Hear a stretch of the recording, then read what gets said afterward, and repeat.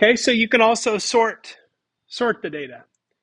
So if I want to, let's say I've got the DF here, and I want to sort these by age. Okay.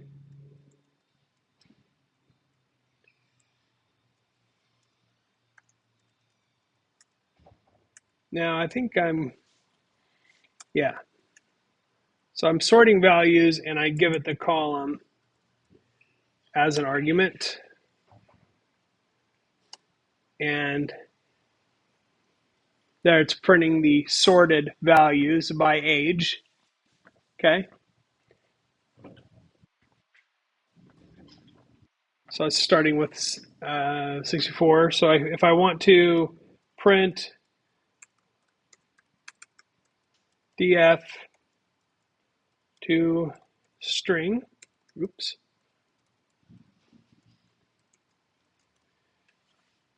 Okay. Notice that is still not, that's not sorted. So this returns a sorted df.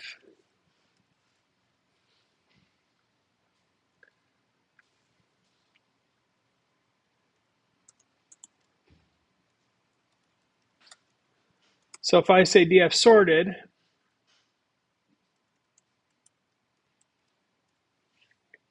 okay, that gives me, if I put it into a new, so what this does is it returns a sorted df or sorted data frame of that same data. If I put it into a new variable, it captures that this is now a data frame. And then I can say print to string if I want to see all of them. Oops. There we go. Now I get all of the rows instead of just the truncated version. So sometimes you have to combine things a little bit in different ways. So I can sort values. If I give it this, it will go from small to big. If I say ascending equals false, that's the same thing. Oh, no, ascending equals false will go backwards. It will go from the highest number to the smallest number. I can also sort by multiple columns. Let's say I wanted to sort by age and then number of pets. So if I sort values, if I want to go multiple columns, then I have to give it multiple values. And if I do that, oops, got to print df sorted to string.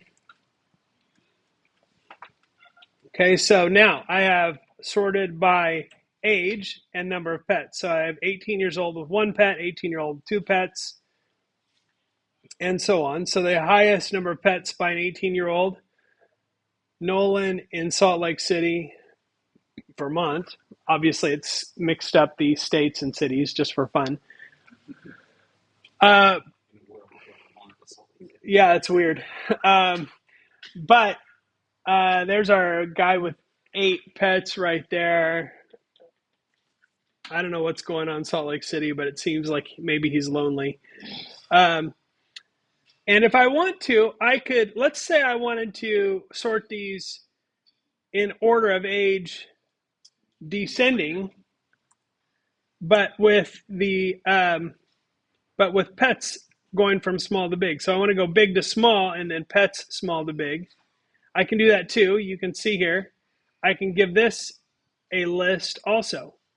So if I go back to my thing here, equals, so age was false because I want to go big to small. And then pets was true.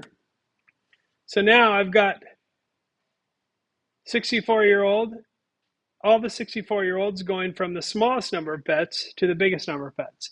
So you could really go crazy with sorting here, but it allows you to do some stuff with the data that allows you to see patterns. It allows you to explore the data. And really the question or the thing that's at the heart of a lot of data science is just a sense of curiosity about what's going on with the data. Like what's the story here? I mean, if you think about it, why do we have this data set in the first place? We have name, age, city, state, and pets. There's some interesting things that we could do with this, but already I'm sort of wondering, like, do older people have more pets? I would think the answer would be maybe yes. We can make some assumptions about that. Um, or, do people in certain states have more pets? Right? So there's some interesting things that we could begin to figure out here by looking at the data.